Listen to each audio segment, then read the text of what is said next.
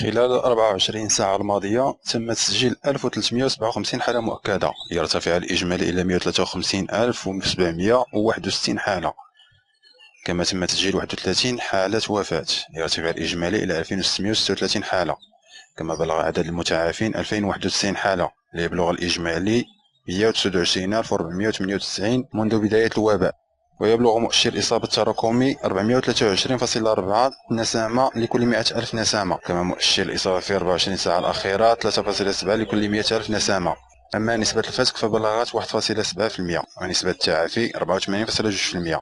وتتوزع الحالات بالإجمالي كالآتي: الدار البيضاء 360 حالة، سطات 91 حالة، نواصر 26، برشيد 21، مديونة 13، الجديدة 10، المحمدية 4، سيدي بن نور 3، وبن سليمان 1.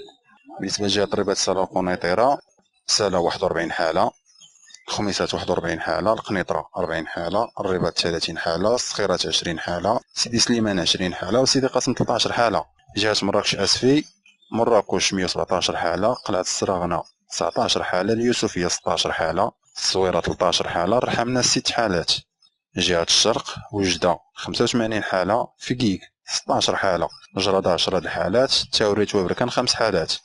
بالنسبة لجهة خنيفرة بني ملال، مدينة خنيفرة 55 حالة، بني ملال 17 حالة، خنيفرة 13 حالة، أزيلة 12 حالة، الفقيه بن صالح 10 حالات.